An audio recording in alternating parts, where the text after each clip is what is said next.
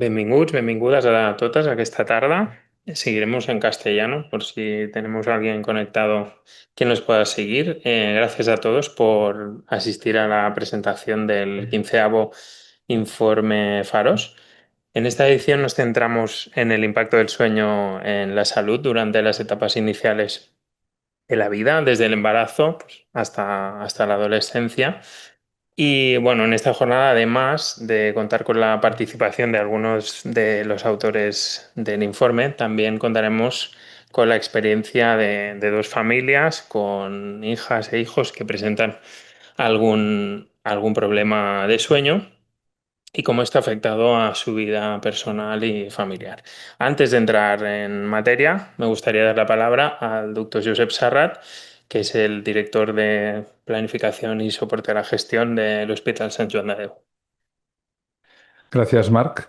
Bueno, es para mí un placer, un honor, un orgullo poderos dar la bienvenida y acoger este acto que para nosotros es muy importante y además me complace hacerlo con un compañero de trabajo con el que hemos compartido muchas aventuras, con el doctor Sanz.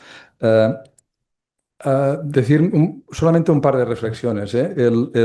Cuando uno piensa en qué es un hospital enseguida uno le viene a la cabeza que es un centro para curar enfermedades, ¿eh? Y esto es así, pero es una parte de la película, ¿no? En los hospitales y especialmente en los centros de Sant Joan de Déu, no solamente nos dedicamos a curar, sino nos dedicamos también a cuidar, ¿eh? Y esta parte del cuidado es una parte que es muy importante. Un cuidado, estar al lado de la familia cuidándola, quiere decir acompañar, por lo tanto, estar al lado de las circunstancias que vive el paciente y las familias. Quiere decir dar voz y, por lo tanto, que las familias, los pacientes puedan participar del proceso de atención, de definir el proceso de atención, pero también de definir el entorno físico donde se produce la atención y también significa capacitar para empoderar, para que la persona, las familias, pues sean capaces de gestionar su proceso de salud, ¿eh? Por lo tanto, cuando pensemos en un hospital, no pensemos solamente en un centro de curación, sino también en un centro de cuidado con esta triple perspectiva, ¿eh? Y en este marco del cuidado es cuando surge el proyecto Faros. Faros que es un programa que está relacionado con el cuidado de las familias y de los pacientes, ¿no? Y es un programa que tiene una mirada preventiva. Podríamos también hacer una reflexión de si un hospital de alta especialización tiene que tener una función preventiva, ¿eh? Nosotros esto lo tenemos clarísimo, ¿eh? Es decir, eh, más a partir del momento que nosotros tratamos procesos de salud de alta complejidad y tenemos que dar conocimiento, información a las familias, a los pacientes para gestionar la mejor evolución de los procesos, pero también para intentar que estos procesos no se produzcan, ¿eh? Por lo tanto, con esta mirada más preventiva, ¿eh? Y con esta mirada preventiva nació Faros en el año 2008, es decir, llevamos ya 17 años intentando con este faro iluminar esta visión preventiva de la salud, ¿eh? Y en estos años hemos tocado muchas temáticas, ¿eh? Hemos tocado temáticas de hábitos saludables relativos a la actividad física o relativos a la alimentación. Hemos tocado temas de innovación, fuimos bastante punteros en temas de transformación digital o en el acompañamiento a los procesos terapéuticos con cosas alternativas como la terapia con perros, asistida con perros. Hemos tratado temas de medio ambiente, tanto en el ámbito pediátrico como en el ámbito maternal. Saben ustedes que todo el tema de sostenibilidad, pues cada vez, tal como estamos transformando este planeta, este mundo, pues es importante.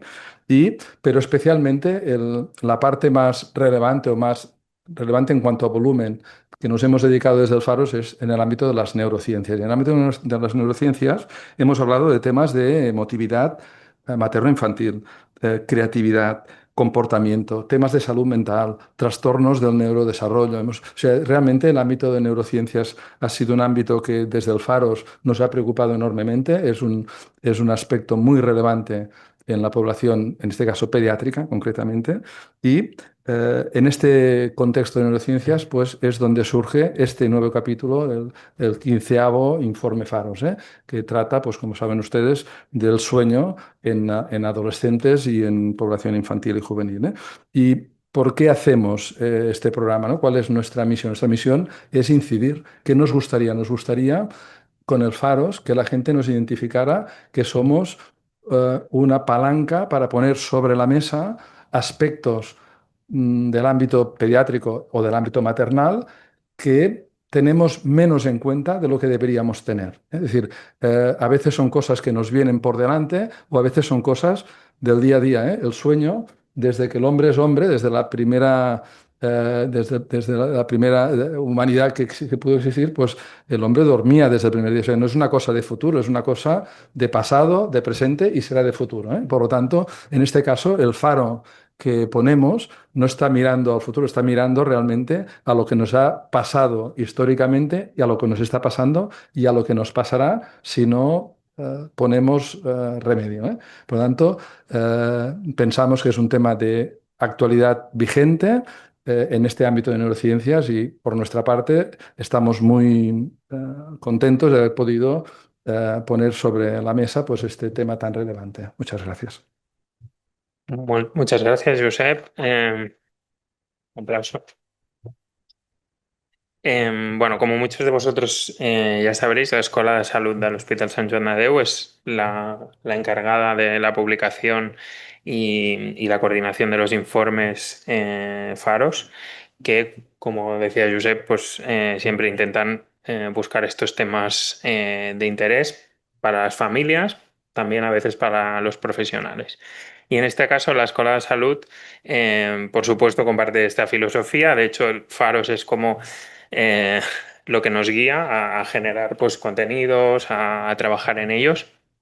Y bueno, me gustaría también compartir con vosotros que la Escuela de Salud es, para los que no la conozcáis, es la unidad del hospital que se dedica pues, a generar esta capacitación para pacientes y familias en todos los aspectos, ¿no?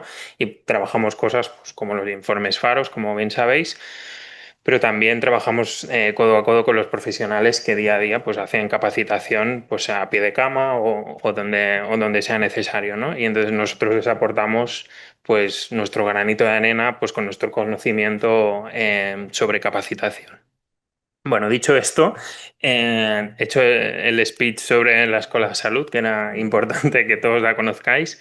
Hoy contamos, ya vamos a entrar en materia, contamos con la participación en un pequeño vídeo del profesor David Gozal, que es el decano de la Facultad de Medicina John C. Edwards y vicepresidente de Asuntos de Salud en la Universidad Marshall en Estados Unidos. Y bueno, comentaros como pequeña presentación que el doctor Gozal pues, es un reconocido neumólogo pediátrico, experto en referente mundial en medicina del sueño, en neurólogo pediátrico, perdón. Eh, Su trayectoria profesional pues, se ha centrado en el estudio de los trastornos del sueño infantiles, especialmente la apnea del sueño, su impacto en el desarrollo neurológico, el comportamiento en la salud metabólica y bueno, un pionero en el uso de tecnologías como inteligencia artificial y el deep learning para mejorar este diagnóstico de los tratamientos del sueño. Y sin más dilación, pues pasamos al vídeo del doctor Gozal. Buenas, soy el profesor David Gozal de la Universidad de Marshall en Estados Unidos y el decano de la Facultad de Medicina de esta universidad. Tengo el placer de introducir a todos ustedes el programa importantísimo que está iniciando el Hospital Sant Joan de Déu y la unidad de sueño, en los que se refiere al sueño de niños. Como ustedes saben, es lo más importante para poder crecer, para poder disfrutar de una vida sana, de una vida con futuro. Para todo niño es poder no solamente comer bien, y no solamente hacer ejercicio, sino también disfrutar de un sueño que le garantiza a todo el organismo, a todo el cuerpo, a todo el cerebro, un crecimiento completamente optimal y al mismo tiempo un bienestar que últimamente y al final se va a resultar en una preparación física y espiritual e intelectual que sería mejorada y claro, optimizada para esa finalidad. Es lo que todos como padres deseamos a nuestros niños y por lo cual el poder disfrutar de poder dar a estos niños, proporcionar a estos niños, a vuestros niños, un sueño sano, un sueño regular, un sueño sin interrupciones, un sueño que está siempre más o menos a la misma hora, con una continuidad sobre la noche, que un despertar natural, no con un despertador o con gritos o te vas a llegar tarde, sino un sueño que es completamente lo mejor que podemos dar a nuestros hijos y lo mejor que pueden dar a todas las familias, porque un niño sano, claro, da también muchos beneficios a todos los que viven en el mismo hogar. Por lo cual, por favor, escuchen muy bien todo lo que puede ocurrir en el sueño. Hay muchas cosas que hemos descubierto en los últimos 40, 50 años en que la labor de investigación ha sido bastante importante cuando nos hemos dado cuenta que el sueño es una de las funciones vitales y que todo lo que hacemos para quitar el sueño en realidad nos trae y nos acarrea una tendencia más a la enfermedad, una tendencia a consecuencias malas y por lo cual, como queremos lo mejor para nuestros niños, en un cuerpo sano, hay, claro, en una actividad sana, en una inteligencia sana, en un bienestar sano, el sueño cuenta para mucho y yo diría que es una de las funciones más importantes en las que podemos disfrutar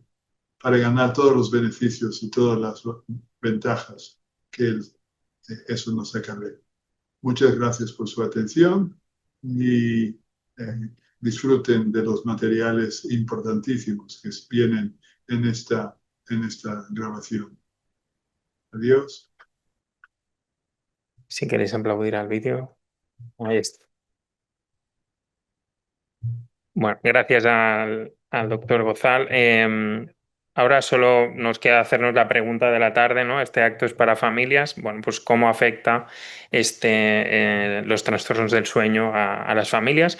Y para presentar esto, nadie mejor que Óscar Sans, que es el coordinador del informe que presentamos hoy, neurofisiólogo clínico, jefe de la unidad de trastornos del sueño aquí en el Hospital Sant Joan de Déu y coordinador del informe, como he dicho antes, que nos presentará o nos irá llevando por varias etapas para poder dar respuesta a esta pregunta, ¿no? ¿Cómo afecta? Y no voy a presentar nada de la mesa, Óscar, porque me has dicho que querías hacerlo tú, así que adelante, es tu turno.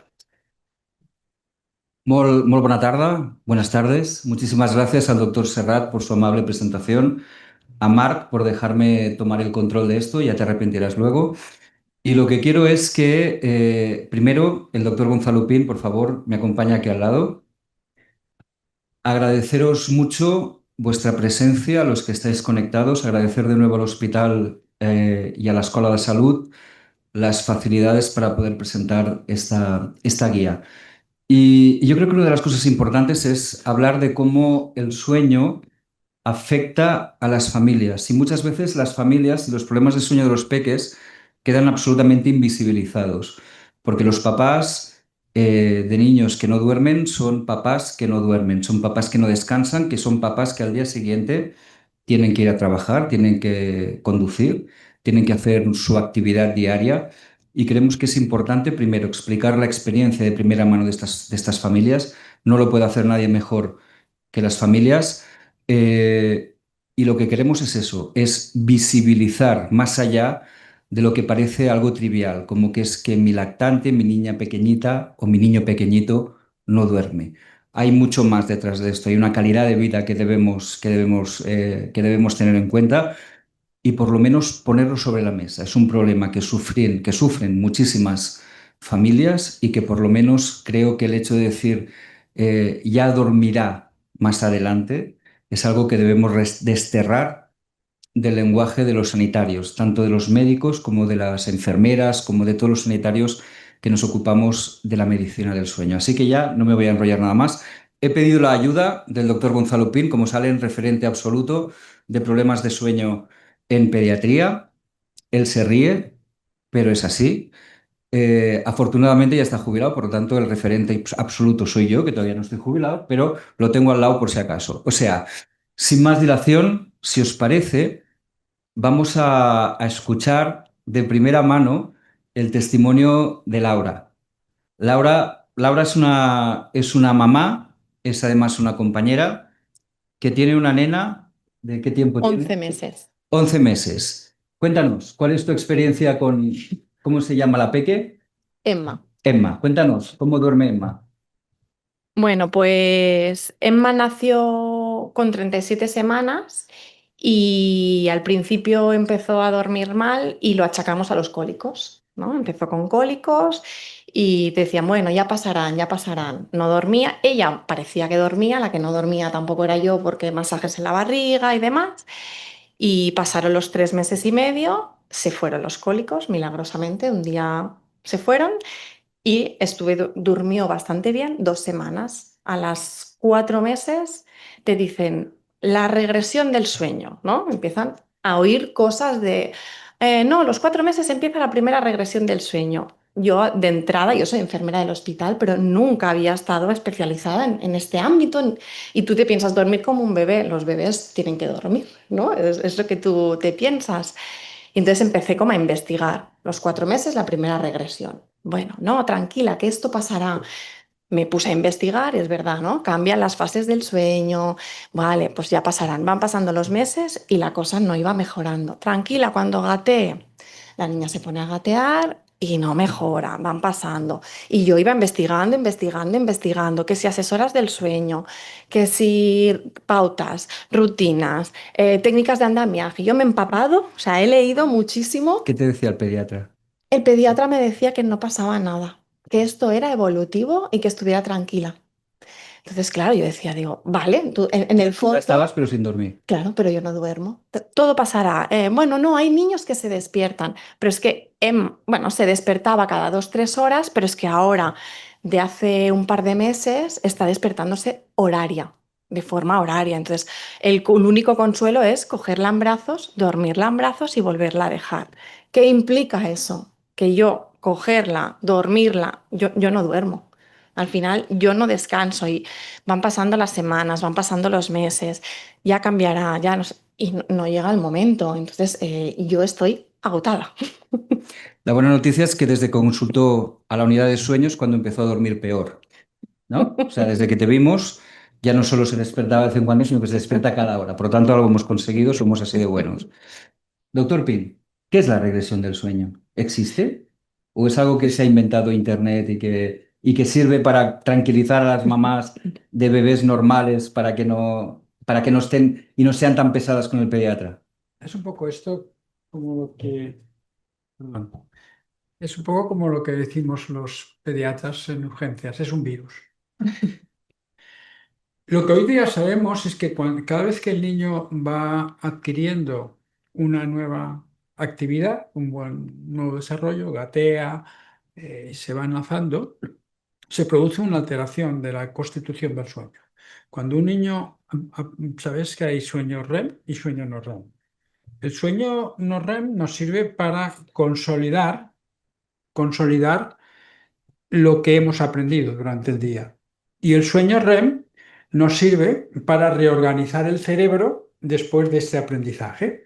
Entonces, cuando tu hija aprendió a gatear, esa noche, si hubiéramos hecho un estudio de sueño, hubiéramos visto que tiene más porcentaje de sueño REM, especialmente de la fase más profunda de sueño REM. Y si hubiéramos hecho la polisonografía al día siguiente, hubiéramos descubierto que tiene más, perdón, la noche en la que aprendió a gatear tiene más fase de sueño no REM y la noche siguiente tiene más fase de sueño REM. ¿Por qué es esto? Porque la noche que he aprendido a gatear, yo tengo que consolidar ese aprendizaje. Y al día siguiente, que ya he consolidado ese aprendizaje, el sueño REM aumenta porque tengo que reorganizar mis redes neuronales para aceptar este nuevo Asimilar. aprendizaje. Quiero decir que estas llamadas ventanas del sueño, que en la literatura científica no hay ventanas, hay en otro tipo de literatura, en realidad son las adaptaciones que hace nuestro cerebro para los aprendizajes y que hay que respetar. Tenemos que ser conscientes que cada vez que el niño aprende una nueva actividad, va a haber un periodo de tiempo en que su sueño va a ser diferente, no digo peor, va a ser Sí, diferente. pues si dices peor, se nos va a desviar aquí en directo. Claro. El sueño tiene como muchos componentes, ¿no? Y tenemos que ver que, por ejemplo, existen varios tiempos de sueño. ¿Quieres Sí, si me dejas, yo publicar, ¿no? O sea, ¿me puedes poner la la presentación del doctor, por presentación? favor? Me alegro, me alegro. Esta es la idea. Bueno, el tiempo de los niños es diferente, ¿no? Tiene como 8 tiempos. Tenemos un tiempo personal de los niños, que es el tiempo de actividades de ocio, tiempo de las pantallas, tiempo de estar con amigos. Tenemos un tiempo familiar, ¿no? Y tenemos un tiempo escolar. Entonces, todos esos juegos del tiempo hay que añadir el tiempo de sueño. Y cada tiempo tiene un periodo de más ocupación o menos ocupación en función de la evolución, de la etapa evolutiva del bebé, ¿no? Cuando hablamos de sueño, tenemos que ver que el sueño de tu hija es el resultado de 5 etapas. Tenemos un microsistema que es el más interno, es la familia, es qué modelo educativo tiene la familia, qué hábitos de vida saludables tiene la familia, qué uso de las tecnologías y qué educación sanitaria ha recibido una madre previa al nacer el bebé. Todo eso está creando el subterráneo del sueño.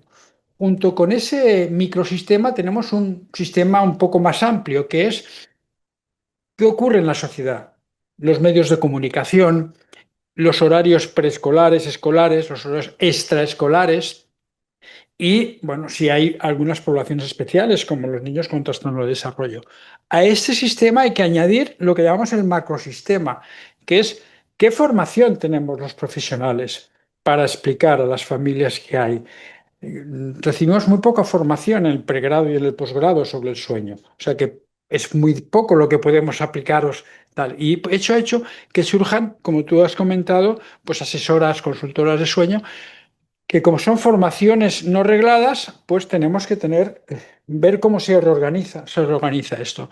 Y sobre todos estos 4 sistemas está el sistema amplio, que influye también en el sueño, que es el cambio climático, el calor, la temperatura, la luz y especialmente la pobreza de tiempo de las madres. Las madres de bebés, de niños pequeños o niños con problemas de sueño, son pobres en tiempo, no tienen tiempo para dedicarse a sí misma, con lo cual aumenta la sensación de aislamiento, de ansiedad, que además se produce en una persona que durante el primer año de vida pierde alrededor de 750 horas de sueño con respecto a las que dormía antes. Y no solo pierde 750 horas de sueño, sino que su sueño es un sueño interrumpido cada hora o cada hora y media.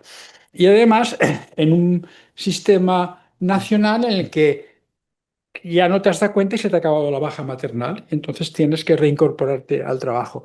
Y esto lo estamos haciendo en un momento en el que, fijaros que cuando el niño nace, la especie humana es la única especie que el crecimiento de nuestro cerebro es perinatal, al final del embarazo y al principio. Cuando nacemos tenemos el 25% del cerebro que vamos a tener. Algunos nos quedamos con ese 25%, tú y yo. Pero generalmente va aumentando y hasta que no llegamos a los 7 años no tenemos casi el 95%.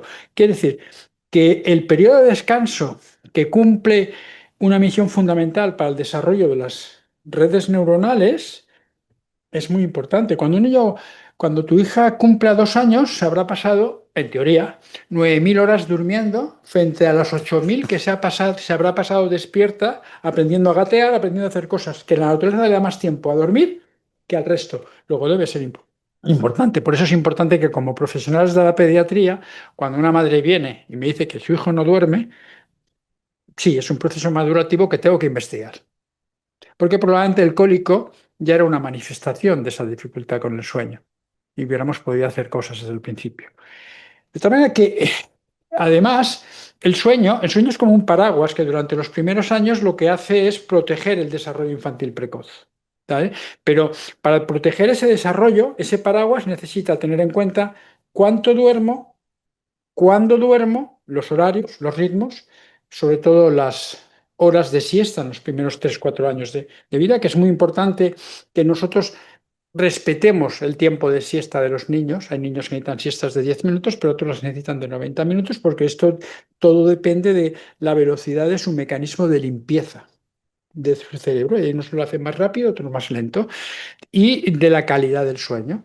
Ese paraguas, si nosotros lo cuidamos en cuánto, cuándo y cómo, va a mejorar el desarrollo neurocognitivo, ¿no?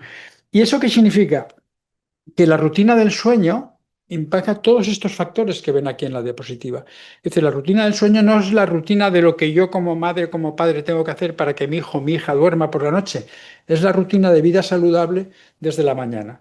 Me comentan que la rutina del sueño comienza con el desayuno y acaba con el desayuno del día siguiente y vuelve a comenzar. Realmente es pensar que el día de tu hija o de su hija empieza por la noche y acaba en la noche siguiente. Yo tengo que fijarme cómo son sus siestas según la edad, si sus horarios son regulares y a partir de a partir de que ya introduzco la alimentación complementaria, cuándo le doy de comer, qué horarios de comida tiene, que se llama crononutrición.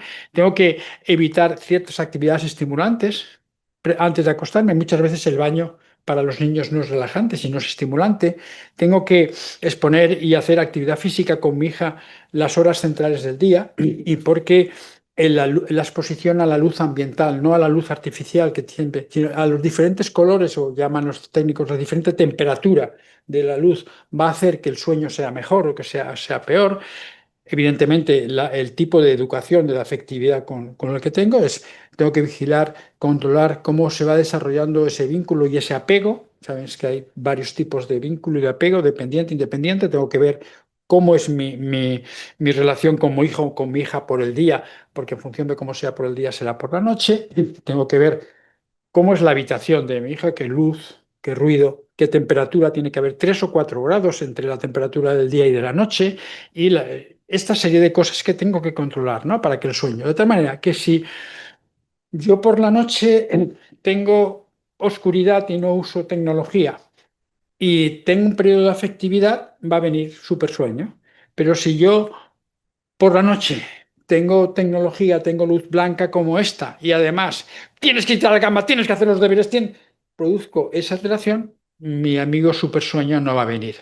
Y esa es un poco lo que quería contar, ¿no? O sea, cuando yo tengo tu hija con problemas de sueño, tengo que hacer una evaluación de todo el día, no solo de la noche. Ver cuál es el vínculo que se está realizando. No sé si me enrollé, pero esto es así. Te has enrollado, pero muchas gracias.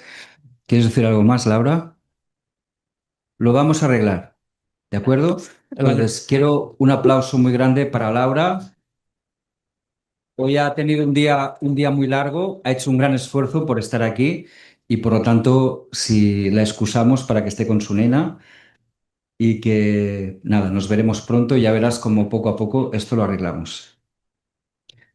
Gracias, Laura. Ahora sí, no quiero volver a nadie loco, vamos a recuperar el orden inicial.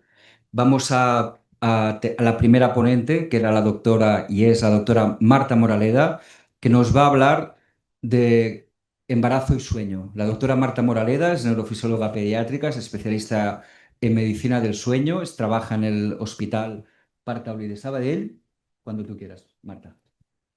Y es autora también, evidentemente, del capítulo de sueño y embarazo de la guía. Bueno, muchas gracias a todos y sobre todo gracias a Óscar, ¿no? La verdad que es un placer formar parte de este informe. Muchas gracias a todos los que habéis venido. Empezaré, a mí me toca explicar un poco de rollo.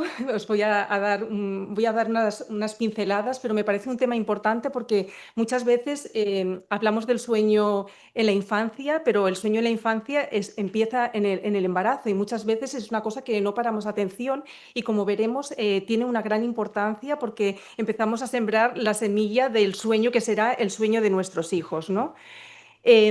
Sí que es verdad que si pensamos en el sueño y el embarazo, es un tema que desde el punto de vista científico ha incrementado su interés en las últimas décadas, en las últimas 2 décadas. Existe una fundación americana que se llama The National Sleep Foundation, que lo que hace es encuestas poblacionales muy extensas su idea es como mejorar la salud de las personas a través del sueño. En el año 98 hicieron una encuesta en embarazadas y se dieron cuenta que aproximadamente el 78% de las mujeres embarazadas tenían algún problema o alguna queja relacionada con el sueño durante el embarazo. Y que de hecho estas quejas aumentaban casi al 98%, es decir, prácticamente el 100% de las mujeres en el tercer trimestre de gestación. Creo que una cosa muy importante es, no solo en el embarazo, sino cuando hablamos del sueño en general, es diferenciar entre lo que serían los problemas o las quejas del sueño y lo que serán los trastornos o las patologías del sueño de las que hablaremos un poquito más adelante, ¿no? ¿Qué son los problemas o las quejas del sueño? Es muy fácil, ¿no? A lo largo del embarazo se producen una serie de cambios fisiológicos en el cuerpo de la mujer que van a inducir una serie de cambios también en lo que es su sueño. Y esto no quiere decir que sea una cosa patológica, pero sí que es verdad que va a empeorar la calidad del sueño de la mujer y por tanto que tenemos que conocerlo, ¿no? Es muy típico, por ejemplo, en el primer embarazo, en el primer trimestre de gestación, la queja más normal suele ser que hay un exceso de somnolencia. La mujer pues necesita descansar o dormir. Muchas veces tienes la sensación de como que eres más vaga, pero en realidad es porque tienes más sueño, es un sueño fisiológico. Que de hecho el 50% prácticamente de las mujeres necesitan hacer 1 o 2 siestas durante el día y esto tiene una razón fisiológica. A medida que empieza el embarazo hay un aumento de una hormona que se llama progesterona, que es como la hormona del embarazo, que lo que hace es preparar el útero para la implantación del feto.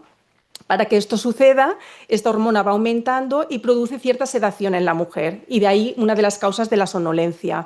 Por otra parte, en el embarazo hay un aumento muy importante de la energía, del gasto energético en la mujer, y una manera dijéramos, de disminuir ese gasto energético es evidentemente durmiendo, y por eso la mujer en el primer trimestre de gestación necesita dormir más. En consecuencia, el tiempo total de sueño va a aumentar. Podríamos pensar, esta mujer descansa mejor, pero pasa todo lo contrario, porque en realidad este sueño es de peor calidad porque aumentan los despertares nocturnos debido a causas diversas, aumento de la necesidad de ir al lavabo por la noche, por ejemplo, molestias gastrointestinales muy típicas en esta época, incluso cierto grado de ansiedad o estrés en relación con el embarazo, ¿no? Que sobre todo en las mujeres que son madres por primera vez o serán madres por primera vez, pues hay cierto estrés, ¿no? Por saber un poco qué es lo que nos depara el futuro, ¿no? Como a nosotros como mujeres y evidentemente como madres.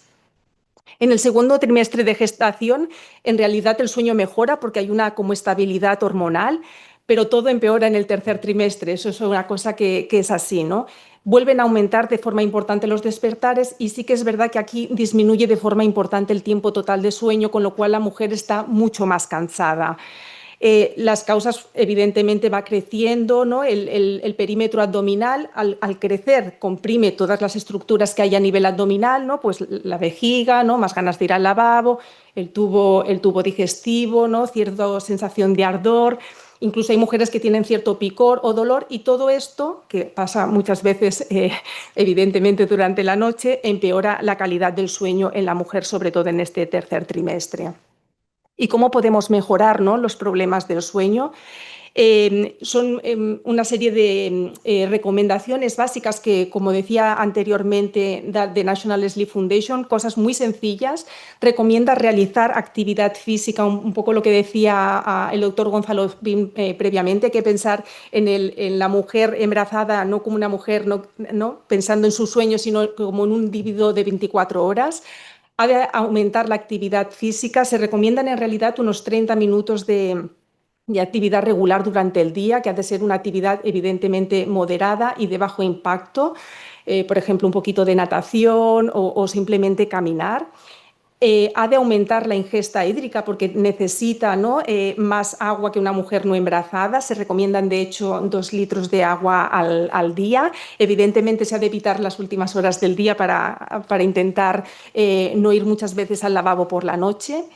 Los métodos de relajación, evidentemente, pueden producir un efecto beneficioso, ¿no?, en el descanso de la mujer. Si no recuerdo mal, hubo un estudio que se hizo aquí en el Sant Joan de Déu en el que se objetivó que las mujeres que hacían métodos de relajación realmente mejoraban la calidad del sueño.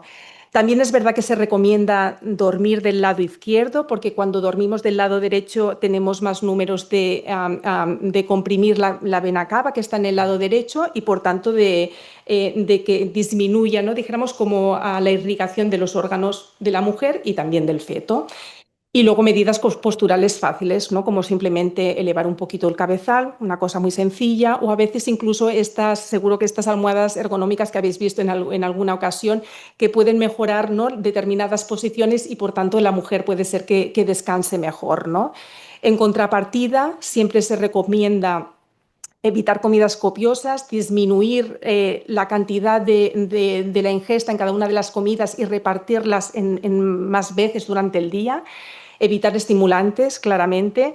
Y luego, como decíamos antes, ¿no?, se recomienda no dormir mucho tiempo boca arriba ni tampoco del lado derecho.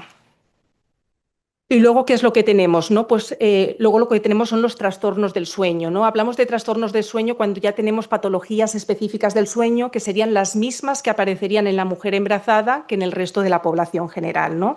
4 pinceladas simplemente. Evidentemente, la causa más frecuente de consulta suele ser el insomnio, que en base a cuestionarios que se han realizado se estima que aproximadamente el 14% de las mujeres embarazadas en el primer trimestre tienen algún problema de insomnio, que esta frecuencia aumenta casi al 40%, incluso algunos estudios hablan del 50-60%. Los síntomas van a ser los mismos que en la población general. Es una mujer que va a tener una dificultad para empezar a dormir, o bien se va a ir despertando a lo largo de la noche varias veces o una vez y ya no va a volver a dormirse. Es lo que nosotros denominamos un despertar precoz, o bien es una mujer en la que las condiciones medioambientales son correctas, las horas de sueño también es correcta, pero tiene la sensación de que cuando se levanta por la mañana el sueño es insatisfactorio, y todo ello debe ir acompañado de una afectación diurna, porque si yo simplemente me despierto 3 veces por la noche, pero al día siguiente funciono correctamente, eso no es un insomnio, simplemente son despertares nocturnos. Luego tenemos el síndrome de piernas inquietas, que es muy frecuente, de hecho, en el embarazo. Es un trastorno neurológico que consiste en una sensación de disconfort, fundamentalmente en extremidades inferiores, típicamente al final del día, cuando nos metemos en la cama, y que mejora típicamente con el movimiento. A veces las personas lo que hacen es que se frotan una extremidad contra la otra y eso les hace que les mejore. También es verdad que ahora, por ejemplo, que ahora hace tanto calor, al aumentar la temperatura suele empeorar el síndrome de piernas inquietas. La frecuencia en la población general es del 5%, pero en la mujer embarazada, sobre todo en el tercer trimestre, puede llegar hasta el 30% de las mujeres, con lo cual, para que nos hagamos una idea del aumento tan importante de la frecuencia de esta patología, ¿no? ¿Y por qué aparece esto? Muy fácil. A medida que aumenta el embarazo, va disminuyendo los depósitos de hierro en la mujer embarazada, y esta es la causa fundamental por la cual las mujeres embarazadas tienen este aumento tan importante de esta sintomatología. ¿Y por qué son importantes las piernas inquietas? Básicamente por 2 cosas. Hemos visto que las mujeres que presentan unas piernas inquietas durante el embarazo tienen un riesgo superior de presentar esta sintomatología una vez se ha acabado el embarazo, y porque se ha visto también de que tienen también un riesgo superior a presentar depresión incluso años después de haber acabado este embarazo o esta gestación. Luego también tenemos los trastornos respiratorios del sueño, que aquí realmente se habla muy poco. Es como un abanico de trastornos respiratorios que pueden aparecer durante el sueño. La forma más simple sería el ronquido y la forma más complicada sería, o más severa sería la apnea, que simplemente es un cierre de la vía aérea transitorio, que evidentemente cuando aparece muchas veces baja el oxígeno en la sangre y además también se producen despertares asociados. Se dice en estudios americanos que aproximadamente entre un 16 y casi un 25% de las mujeres embarazadas roncan y que casi un 28% tienen apnea del sueño. Aquí en nuestro país la verdad que es difícil decirlo porque no tenemos estudios poblacionales que avalen estas cifras, y me gustaría hacer un poquito de hincapié porque sí que es verdad que es muy importante diagnosticar el síndrome de apnea-hipopnea durante el sueño, porque estas mujeres lo que sí que se ha visto es que en los casos severos tienen un aumento de presentar hipertensión, diabetes mellitus, incluso hay un riesgo para el feto, ¿no?, de presentar prematuridad, bajo peso, incluso de muerte fetal. Bueno, pasaremos esta. ¿Y por qué son tan importantes los trastornos del sueño en el embarazo? Porque hace unos años se pensaba que el embarazo era algo así como un periodo transitorio en la vida de la mujer, sin ningún tipo de consecuencia ni en la gestante, ni en el feto o en el recién nacido. Hoy sabemos que esto no es así, que de hecho tiene un importante impacto en el momento, incluso en el posparto. Se sabe que las mujeres que tienen trastornos del sueño, independientemente, evidentemente, si son severos, pueden tener afectación a nivel de su funcionamiento diurno, tanto a nivel cognitivo como emocional y físico. Tienen un riesgo, evidentemente, si duermen muy mal, de presentar accidentes de tráfico, incluso diabetes mellitus. Se sabe que las mujeres que duermen peor, sobre todo hacia el final del embarazo, presentan mayor dolor en el momento del parto, incluso que se trata de partos más prolongados y que requieren más instrumentalización, ¿no?, utilización de forceps o otros instrumentos quirúrgicos. Y lo que también se ha visto es que en el posparto las madres y los bebés, bueno, en principio las madres que presentan trastornos del sueño tienen más riesgo de presentar depresión, y los bebés de prematuridad, como decíamos previamente, y también de bajo peso. Para acabar, me gustaría hablar brevemente sobre el sueño y la lactancia. Sabemos que siempre se ha determinado que existe una relación positiva, ¿no?, entre la lactancia materna y el sueño, ¿no?, en general. Cuando hablamos de la relación entre la madre y el bebé y la lactancia, el efecto beneficioso, siempre pensábamos más bien en cosas como el apego, ¿no?, o dijéramos las defensas, pero en el año 2019 se publicó este artículo que creo que es muy interesante, en el que por primera vez se estudió la composición de la leche materna, y lo que se objetivaron estos científicos es que la leche materna cambiaba su composición a lo largo del día, de manera que al final del día aumentaba la concentración de melatonina, de manera que la melatonina, que es la hormona del sueño, al aumentar sus niveles favorece que el niño descanse mejor.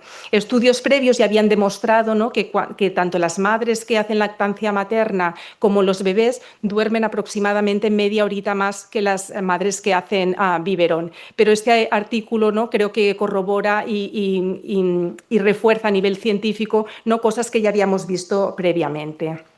Bueno, y para acabar, tan solo decir que, como ya habéis visto, los problemas y los trastornos del sueño son muy frecuentes en el embarazo, más de lo que cabría esperar, especialmente en el último trimestre, que es muy importante hacer el diagnóstico, ¿no?, sobre todo de los trastornos del sueño, por sus importantes implicaciones tanto en la mujer embarazada como en el bebé, y que la lactancia materna tiene beneficios no solo para el lactante, sino también para la gestante. Muchas gracias.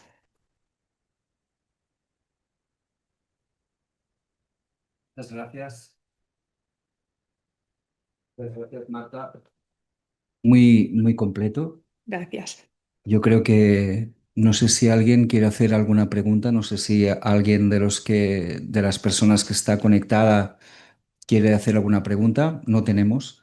Yo te quería preguntar, has puesto de relevancia la importancia del dormir bien en las embarazadas, algo que, como decía yo también un poco en los niños que tienen un trastorno del espectro autista, parece que los médicos responsables del control del embarazo ya te dicen como que te toca dormir mal porque estás embarazada, ¿no? Sí. Y creo que es muy interesante que hayas puesto de relevancia lo importante de dormir bien para la salud de la madre y para la salud de ese feto, ¿no? Que como decía el doctor Serrat en una presentación, esto del sueño empieza mucho antes de lo que aparece. Como tú trabajas también en pediatría, ¿no? La parte de embarazo no lo llevamos tanto, pero sí que es verdad que tenemos aquí madres en la audiencia. Hay una falta de sensibilidad por parte quizá de los ginecólogos, y esto si no quieres contestar no te quiero meter en un lío, pero tengo la sensación que se pregunta poco cómo duermen las madres, el hecho de que el embarazo es un fenómeno de anemia, digamos, entre comillas, fisiológico, ¿no? Como estoy embarazada tengo anemia y Sí. el síndrome de piernas inquietas hace que descanse mal, que lo haga, que no duerma bien. Pero cuando tú vas preguntando en general a las madres si les han dado, si les han mirado la ferritina, si les han dado hierro, la respuesta que nos suelen dar es que no. ¿Qué podemos hacer para mejorar esto? Por lo menos el awareness a nivel de nuestros propios compañeros que gestionan muy bien el cuidado de la embarazada, pero quizá dejan un poco de lado, ¿no? El tema del descanso de noche. Nos falta mucha educación al respecto, es lo que yo creo, ¿eh? Porque sí que es verdad que ni en los hospitales, ¿no? Ni a veces en las clínicas privadas, ¿no? Que a veces tienen más fácil acceso, ¿no? Por ejemplo, pues mujeres embarazadas específicas se ven muy pocas, ¿no? Creo que es un problema educacional tanto a nivel, ¿no? Tú que decías, ¿no? Que se cuida mucho, pero ¿no? Tenemos el problema, se cuida mucho a la mujer embarazada de día, pero ¿qué pasa de la mujer embarazada de noche, ¿no? Somos individuos de 24 horas. Esto es un agujero, ¿no? Los que empezamos a hacer sueño lo sabemos bien, que cuesta mucho, pero sí que es verdad que yo creo que con el tiempo los artículos científicos que van saliendo demuestran que tiene un impacto, ¿no? Directo tanto en la mujer como en el lactante, y yo creo que con los años vamos a ver un cambio importante porque ya se empieza a ver, ¿no? Que el tercer pilar realmente a nivel de salud es sin duda el sueño, con lo cual yo creo que con un poquito de educación y un poquito de paciencia llegará un momento en que nos empezarán a llegar estas pacientes a la consulta. Por lo tanto, embarazadas del mundo, exigid un sueño de calidad. Muchísimas gracias, Marta. Gracias a vosotros. Si nadie me mata, quiero, porque veo que aquí somos muy rigiditos con lo que está establecido y por lo tanto quiero saludar a la doctora Mila Merino, que está conectada en directo. Simplemente saludarlos, no os pongáis nerviosos, que sepáis que la doctora Mila Merino es una especialista referente nacional de sueño en pediatría, es la coordinadora de la unidad de sueño del Hospital de la Paz de Madrid y además fue la presidenta de la Sociedad Española de Sueño los últimos 4 años. A ella le hemos pedido que haga un poquito más adelante un resumen de cuál ha sido su experiencia, de cómo ha visto el sueño desde la Sociedad Española del Sueño, que es la sociedad referente del sueño en nuestro país. Y también quiero saludar a la doctora Ainhoa Ruiz de Larrinaga, que está también conectada y Ainhoa es la presidenta actual de la Sociedad Española de Sueño. Por lo tanto, agradecerles a las dos mucho su presencia. Si quieren hacer cualquier tipo de aportación, cualquier tipo de pregunta, por favor, notificárnoslo y os dejaremos, como no podía ser de otra manera, intervenir en el debate porque nos interesa muchísimo vuestra opinión. A la doctora Ainhoa también le he pedido que por favor nos haga un resumen de cuál va a ser su trabajo a partir de ahora, ¿no? Cuál va a ser, cómo se encuentra la Sociedad Española del Sueño y cómo cree ella aquellos retos que le quedan por afrontar, cómo lo van a hacer. Y creo que es importante oír la opinión y la voz de estas dos personas porque son las que nos han llevado y nos llevarán a aquellos objetivos de sueño. Como les digo, la Sociedad Española de Sueño es la sociedad líder del sueño en España y por lo tanto dependemos de su liderazgo para que esta guía que hoy se presenta y las acciones futuras en preservar el sueño de embarazadas, de lactantes, de preescolares, de escolares y de adolescentes pasen por sus pensamientos. Tienen las dos una sensibilidad pediátrica importante, pero es importante recordar que los que mandan también tienen que tener esa sensibilidad para poder hacernos cargo de los problemas de sueño en infancia y en adolescencia. Dicho esto, quiero pasar a otro testimonio de una madre, de una familia. Nuestra próxima invitada, la invitada estrella, como le he llamado yo esta tarde, es Marina. Marina es una mamá de dos niños que tienen la particularidad que tienen un trastorno del espectro autista. Entonces yo, Marina, te dejo que nos expliques un poco cuál ha sido, porque además son los dos, son hermanitos, ¿no? Nos Sí. dices, si quieres, las edades y cómo viste el problema de sueño que tenían, no uno, sino estos dos hijos tuyos. Bueno, yo como bien ha dicho Óscar, soy madre de dos hijos. Lucas, que fue el primero que tuvo la suerte de poder participar en el proyecto, tiene 10 años, fue diagnosticado con trastorno del espectro autista, con TDAH también, gracias a la doctora Rusi, que nos ayudó muchísimo porque veníamos de la incertidumbre de no saber lo que le pasaba al niño, mucho menos en problemas de sueño ni nada relacionado con el tema del autismo. Entonces, pues bueno, su participación fue, en nuestro caso, hacían broma un poco porque es la excepción que confirma, ¿no?, un poco la regla de que estas cosas pues funcionan, porque yo realmente ahora estoy participando con mi segundo hijo, que tiene 4 años, y también estamos esperando el tema del diagnóstico de TEA. Y bueno, a nosotros nos ayudó muchísimo porque veníamos de la incertidumbre del autismo, de todo lo que está relacionado con él, y además de no saber por qué el niño no dormía. Y cuando dormía, se despertaba con terrores nocturnos, con toda la incertidumbre de no saber si era por el tema del autismo, si era un problema normal porque, pues, evolutivo, como nos comentaron muchas veces los pediatras. Y bueno, pues el tener un apoyo médico y con unos datos reales que avale pues que no somos los únicos a los que nos pasa, tener un apoyo en cuanto a tratamiento, en cuanto a una guía para saber cómo funcionar y cómo funcionan los niños con el tema del sueño, pues nos ha ayudado mucho porque tanto en el mayor como ahora con el pequeño, que no hemos acabado todavía, la verdad es que la diferencia ha sido notable. Ha sido de no dormir nada. Mis hijos sí que dormían. He escuchado el testimonio de la compañera antes y bueno, también tuvieron problemas de cólicos, que ahora pues todo se va hilando. Nosotros nos dijeron pues bueno, que era todo evolutivo, que a partir de los 3 meses se le pasarían. Sí que es cierto que mis hijos les costaba muchísimo dormirse y conciliar el sueño, pero una vez dormían, sobre todo el mayor, luego no tenía problema, luego dormía pues 12 horas si hacía falta, a no ser que tuviera algún problema, que luego lo hemos descubierto con este segundo, que tenía algún problema en el colegio, algún conflicto, al ser niños también, al menos en nuestro caso, más sensibles, pues cualquier problema le afectaba al sueño. No le exteriorizaba en el colegio ni en la familia, pero a lo mejor tenía un terror nocturno que duraba 2 horas, lloraba sin parar y claro, estábamos desesperados porque íbamos al médico y nos decía, es normal, hay niños que duermen más, hay niños que duermen mejor y niños que duermen peor, todo pasará. Y claro, nosotros pues apelábamos a la esperanza de que todo pasaría, pero no pasó. No pasó hasta que conocimos este proyecto y bueno, nos ayudaron muchísimo en el primero y en cuanto me ofrecieron la posibilidad de participar con el segundo, pues vamos, me tiré de cabeza.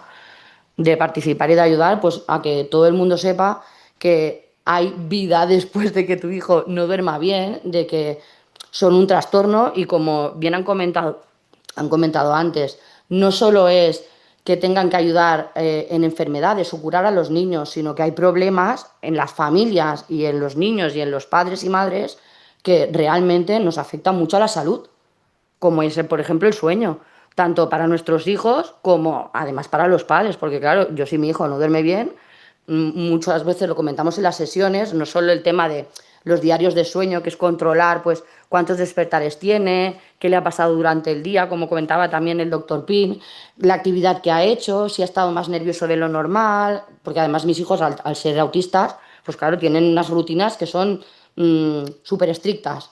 Entonces, claro, te encuentras con que hay muchas pautas que te hacen seguir para que el niño duerma bien, que en nuestros hijos es muchas veces no imposible, pero sí muy difícil de cumplirlas, porque son niños pues que a lo mejor no quieren socializar, no participan de manera muy activa en las extraescolares, no hacen mucho ejercicio físico, les cuesta mucho hacerlo, entonces pues hay que cansarlos y hay que buscar otras alternativas que como padres primerizos y de niños autistas, pues no tenemos estas herramientas, pero vamos, ni de lejos. Y me he encontrado, aparte de con madres que han tenido problemas con sus hijos neurotípicos de sueño, que lo hemos achacado siempre pues a que, bueno, es un tema evolutivo y han ido pues adaptándose. Unas le dan pecho, otras le dan biberón, o sea, he encontrado madres y familias de todos los tipos. Y además, pues lo que comentaba también los doctores, que es muy importante saber cómo puedes actuar para mejorar este sueño y que toda la familia tenga una vida familiar pues mucho más plena y agradable. Porque si el niño no descansa bien, la madre no descansa bien, el padre, la madre tampoco deja descansar bien al padre, en la mayoría de casos. Y además, pues claro, el niño muchas veces durante el día está irascible, está enfadado, no responde bien, ya de por sí un niño autista no responde bien a según qué patrones o a según qué indicaciones, ¿no? de reglas o de normas, pues si no descansa bien es mucho más difícil poder hacer que él preste atención a algo, porque es que durante el día no es persona tampoco.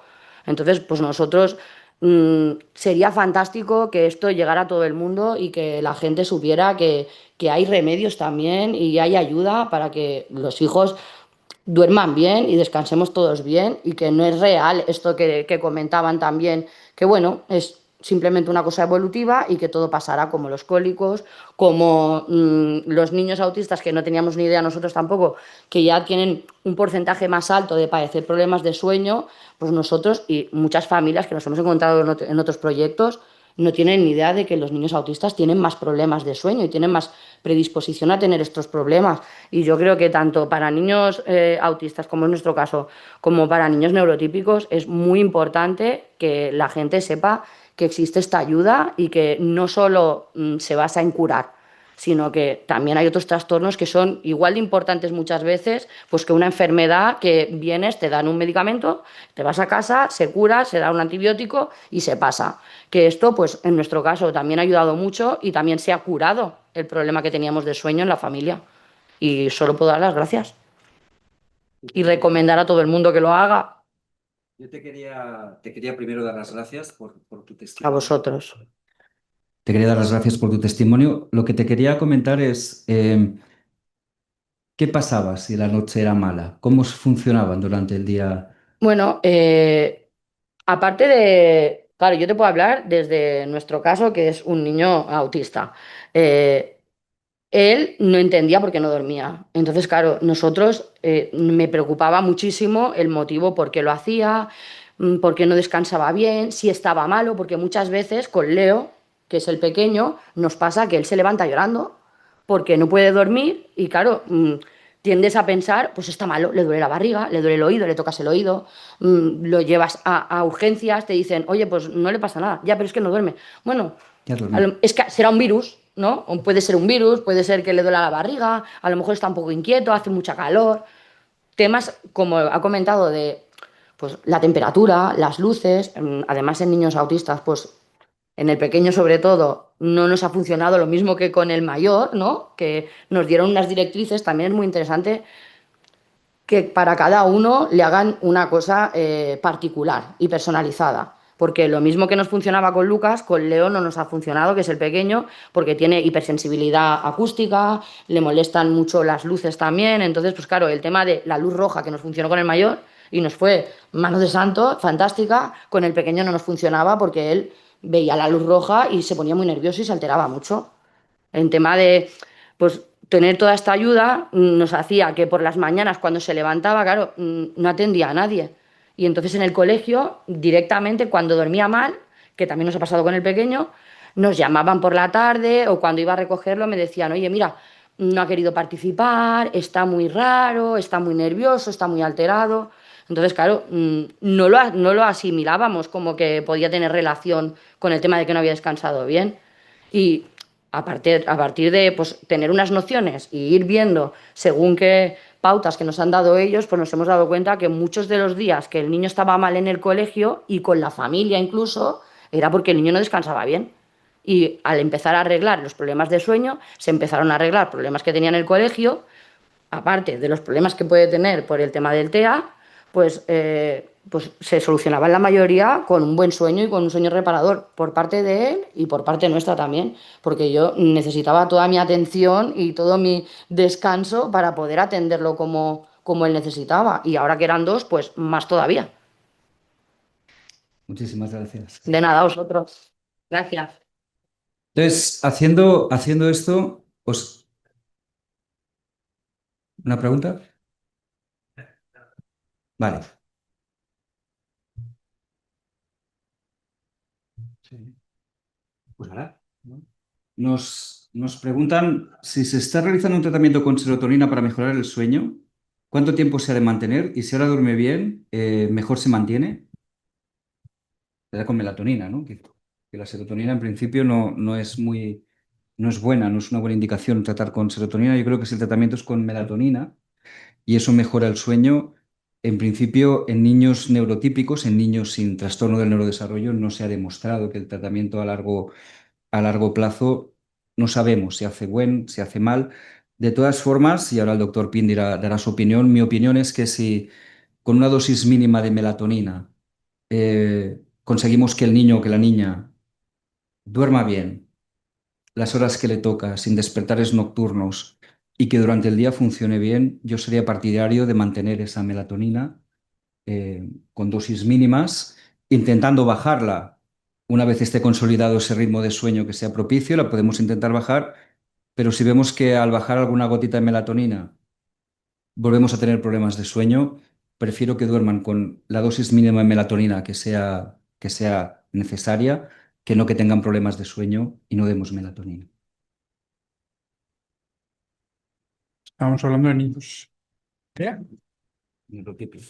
neurotípicos. Sí, la melatonina forma parte del tratamiento, pero parte del tratamiento. Evidentemente, la higiene, las medidas neuroconductuales, el vínculo, forma parte de todo. Está claro que nunca daremos melatonina como único remedio para el sueño, pero si además de hacer todo esto de rutinas, hábitos, estimulación del sol, ejercicio físico, tenemos necesidad de usar melatonina, bueno, pues Sí, mejor esto que la no dormir. persona que ha preguntado dice, sí, sí, perdón, melatonina. Melatonina, sí, la serotonina en principio no la recomendamos para dormir. Bueno, una vez respondida la pregunta, quería, al hilo de lo que nos ha contado Marina, de los niños con trastorno del espectro autista, quería explicarles un poco cómo desde el hospital hemos querido hacer una terapia que quizá no es innovadora, pero sí que consideramos que es muy importante. Hasta hace pocos años, el tratamiento de los problemas de sueño de niños con trastorno del espectro autista estaban muy circunscritos a bueno, unas buenas rutinas, unos buenos hábitos. Os puedo garantizar que los papás y mamás de niños y niñas con trastorno del espectro autista, si algo tienen es que son muy escrupulosos en mantener los horarios de sueño. ¿Por qué? Porque saben que si pierden en algún momento la regularidad de los horarios, si algún día cambia la rutina, lo que va a acabar pasando es que van a tener problemas, ya sea de noche, porque simplemente el hecho de cambiar las rutinas es algo que llevan mal estos peques. Entonces, aparte de esto, sí que hacíamos tratamiento farmacológico. Pero hace 3, 4 años, el doctor Gonzalo Pin, que tengo aquí al lado, parece que son muchos Gonzalos Pin, pero es el mismo, nos explicó que era posible hacer una terapia conductual. Si ustedes revisan la literatura, la terapia conductual es muy poco frecuente en niños con trastorno del espectro autista y todavía es mucho menos frecuente el hacer una terapia conductual en sueño. Aquí la diferencia era hacer un programa, como nos decía Marina, ¿no? Que te ha quedado muy un programa, una cosa muy. Has dejado el tema creciente para que expliquemos bien cuál es ese programa que te funciona tan bien y que ha funcionado tan bien. Este programa es un programa de intervención grupal, pero en padres y madres de niños con trastorno del espectro autista. Como os digo, la persona que lo pensó que lo ha, digamos, de manera gratuita cedido a muchos hospitales que lo estamos haciendo. Este es uno de los primeros hospitales que se apuntó para poder hacerlo. Llevamos ya, con esta será la cuarta edición y esperamos poder seguir haciéndolo porque creemos realmente que ayuda mucho más allá de los fármacos, ayuda a los padres a saber lo que es normal, lo que no es normal, qué puedo hacer para poder cambiar ese problema de sueño puntual que puedo tener. Como decía Marina, intentamos hacerlo lo más personalizado posible y eso a veces nos lleva un poco más de tiempo, pero como todos entenderán, no todos los niños y niñas son iguales y no todos los niños o niñas TEA son iguales, las circunstancias tampoco son iguales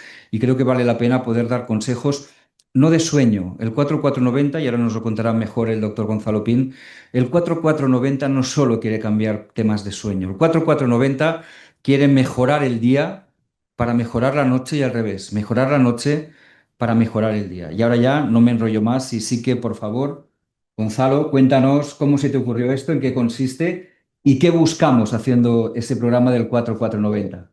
Me pone la presentación, continuar con mi presentación.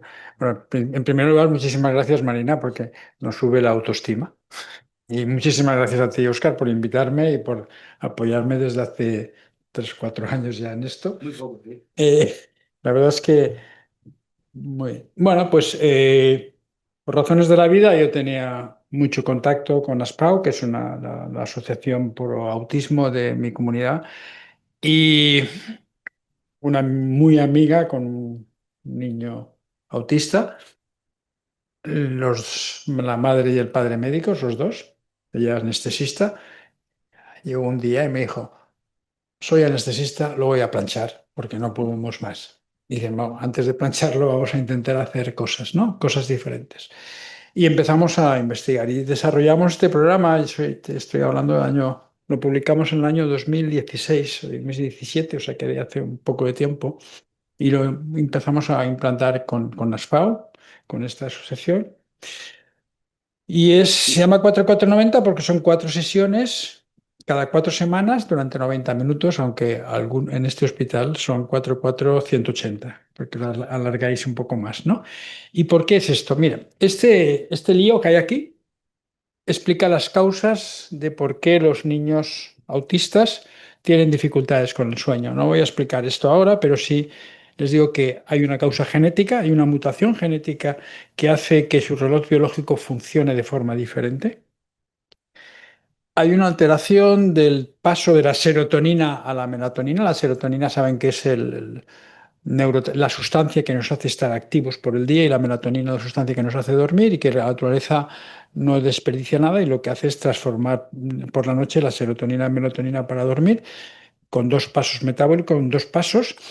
Los niños autistas, muchos de ellos, casi el 75%, tienen dificultad en uno de estos pasos, con lo cual se van a la cama con más sustancia de estar por el día y menos sustancia de estar por la noche. Tienen, como ha comentado Marina, alteraciones sensoriales, bien visuales, bien auditivas, y tienen pues comorbilidades, otras patologías. Por ejemplo, soy autista y además tengo TDAH. Hay una serie de cosas que y luego hay un ambiente de luz, hay un ambiente de nerviosismo por padres que no solo duermen poco, casi el 60% de los padres de niños autistas duermen menos de 6 horas de forma continuada y además lo duermen de manera interrumpida y entonces los profesionales dicen, bueno, cuando saques al niño de la escuela, lo llevas al logopeda, lo llevas al fisio, llegas a casa a las 8 de la tarde, modo zen, no te pongas nervioso, porque no, y eso es imposible, ¿vale? Todos esos factores son los que el programa intenta tratar. Evidentemente no podemos cambiar los genes, pero sí, si jugamos con la melatonina, si cuidamos los alteraciones sensoriales, si cuidamos el ambiente de día y de noche, son 3 de los 4 factores que podemos manejar y con eso intentamos hacer. Y como dice la psicóloga de la unidad, lo hacemos buscando conductas diana. Conductas que sabemos que por el día mejoran el sueño y vamos trabajando de una forma, como dice también mi psicóloga, que es realmente la que trabaja en mi unidad mucho más que yo, es de una forma modesta, poco a poco. ¿Te acuerdas que decíamos? Hay que ser modestos en nuestros objetivos, ¿no? ¿Por qué? Porque cuando enfocamos el sueño, lo que queremos hacer es evitar las consecuencias. Consecuencias neurocognitivas, aprendizaje, consecuencias conductuales, como comentaba muy bien Marina, el niño está más nervioso, es imposible, ¿no? El niño y los padres están más nerviosos y es muy difícil, y consecuencias físicas, porque el sueño también tiene que ver con la obesidad, con la actividad física, y eso lo hacemos con una intervención psicoeducativa, como comentabas tú con las familias, ¿no? Vale, entonces el programa, como ha comentado Óscar, se llama 4490 y no trabajamos con los niños, sino el objetivo es empoderar, aunque es una palabra que no me gusta mucho, darle herramientas a los padres, a los padres y madres de los niños autistas, para que ellos sean los que trabajen sobre el día y sobre la noche. No somos nosotros los profesionales, en realidad tenemos que conocer qué familia, qué tipo de familia, cómo es el niño, y entonces entre todos, discutiendo entre todas las familias, se reúnen familias, 12 o 13 familias de diferente edad. Queremos que haya desde niños pequeños recién diagnosticados a niños mayores, para que haya una transmisión de experiencia entre las mismas familias, no con nosotros, sino las mismas familias, que se expliquen unos a otros lo que han vivido, cómo lo han enfocado. Y con diferentes comorbilidades, niños con TDAH, niños sin TDAH, niños con problemas auditivos, niños con problemas. Entonces, la idea es, como comentaba Marina, a través de los diarios de sueño, de las agendas de sueño que hacemos cada 4 o 6 semanas, vamos analizando la agenda entre todos y opinando todos qué es lo que podemos hacer para mejorar la historia. En la primera semana lo que hacemos es... en la primera reunión lo que hacemos es explicar un poco a las familias cómo funciona el sueño, cómo se regula, que la importancia de la luz, del sonido, de la actividad física, de comer, ¿vale? Explicamos también una serie de medidas sencillas y elegimos qué conducta vamos a tratar de cada niño y lo discutimos entre todos. En la segunda reunión, que hacemos a las 4 semanas, volvemos a hacer la agenda de sueño para ver cómo han ido cambiando las cosas. Y hablamos de terapia cognitivo-conductual, cómo podemos hacer los diferentes modos de terapia cognitivo-conductual, cómo es la higiene del sueño, que es diferente a la higiene del sueño que hacemos con niños neurotípicos, y explicamos un poco que la terapia cognitivo-conductual en los niños autistas es diferente a los niños neurotípicos y que tenemos que aplicarla de forma diferente y, repito, siendo modestos, porque aquí lo que vamos a tratar es el ecosistema que hemos visto en la presentación anterior, ¿no? Vale, perfecto. Y aquí, bueno, aquí me sale una cosa y sale otra. Vale, perfecto. Entonces, como ven aquí, dice, la primera es una charla, uno de los profesionales da en la primera una charla explicando cómo se regula el sueño, damos las agendas de sueño. En la segunda sesión lo que hacemos es hablar de terapia cognitivo-conductual, cómo la vamos a aplicar a cada una de las familias, a cada una de las familias, y hablamos mucho de la luz, de la exposición a la luz, de la actividad física. Saben ustedes que cada vez tenemos más datos de que la actividad física está relacionada especialmente con la calidad del sueño, no con el tiempo de sueño, como cuánto se van a mover por la noche, cuánto va a durar, no el número de despertares, sino cuánto va a durar ese despertar. Hablamos también de ajustar el tiempo en cama al cronotipo de cada niño. Saben ustedes que los niños autistas generalmente tienen más tendencia a ser vespertinos y que además tienen una necesidad de sueño un poco menor que los niños neurotípicos, perdón. Entonces lo que hacemos es ajustar a cada niño de esa reunión cuándo se tiene que acostar ese niño y cuánto tiempo tiene que estar en la cama para no estar dando vueltas en la cama de una manera continuada. Y hacemos la terapia cognitivo-conductual buscando esa conducta diaria. En la tercera sesión volvemos a revisar las agendas que han hecho, volvemos a cambiar, vamos viendo cómo va mejorando, y entonces cuando empezamos a hablar de la terapia farmacológica. Fíjense que primero tratamos el ambiente, luego tratamos la neurocognitiva y después tratamos la terapia farmacológica, que generalmente nosotros, sin cambiar ninguno de los fármacos que está llevando ese niño por parte de su neuropediatra o por parte de su psiquiatra, lo que introducimos es o bien melatonina de liberación inmediata o bien melatonina pediátrica de liberación prolongada.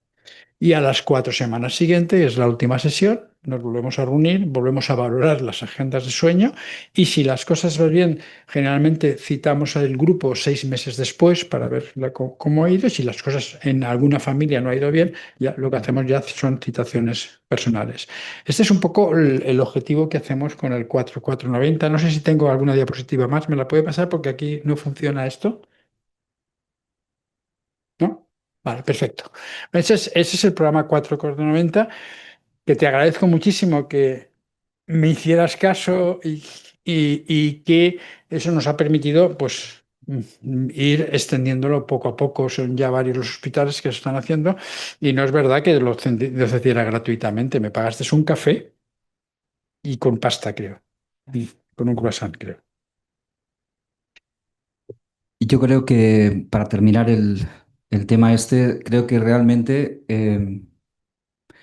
se puede hacer una terapia más allá de lo puramente farmacológico. Se puede hacer una intervención conductual en padres y madres, una interacción grupal en padres y madres de niños con TEA.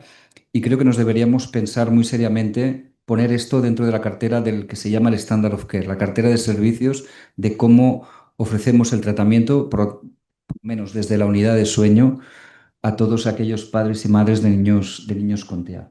Lo que te quería preguntar, Gonzalo, aparte de darte las gracias por compartir esto por un café y un croissant, lo que te quería preguntar es, ¿podemos extender esto a otros niños con trastorno del neurodesarrollo? ¿Crees que hay recorrido para poder hacerlo en otro tipo de paciente?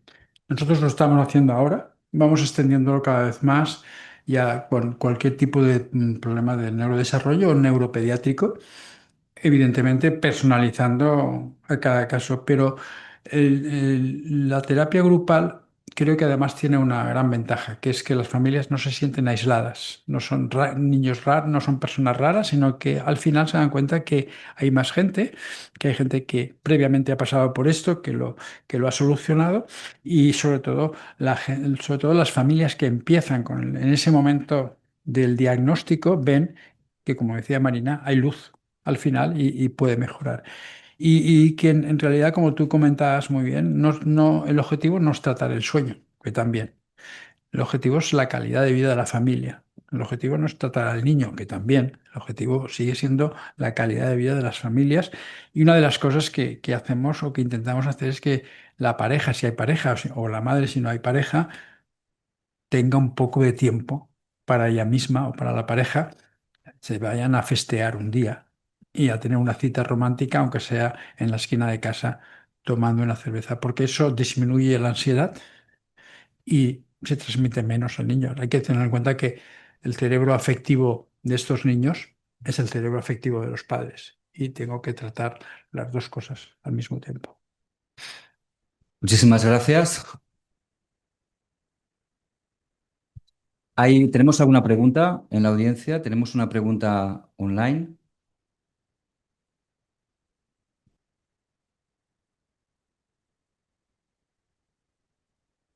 Nos preguntan, tengo un niño de 12 años, neurotípico, con hábitos regulares, apego tranquilo, que hace ejercicios de forma regular, a media tarde, que no usa móvil ni tablet y sí que ve una hora aproximadamente de tele por las tardes.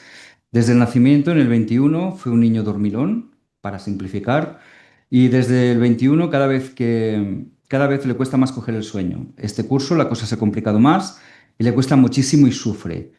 Cuando se duerme no suele volver a despertarse o pocas veces por algún ruido de la calle o pasos por la casa, sí que se le ha vuelto el sueño un poquito más ligero y no sé muy bien qué hacer para que no sufra, porque lo pasa mal y cómo ayudarle a volver a saber dormirse. Nada, ¿qué respuesta podemos dar a esta persona que nos hace esta consulta? Niño neurotípico, que quizá el inicio de sueño está un poco complicado y después el despertar le puede volver a costar a dormirse.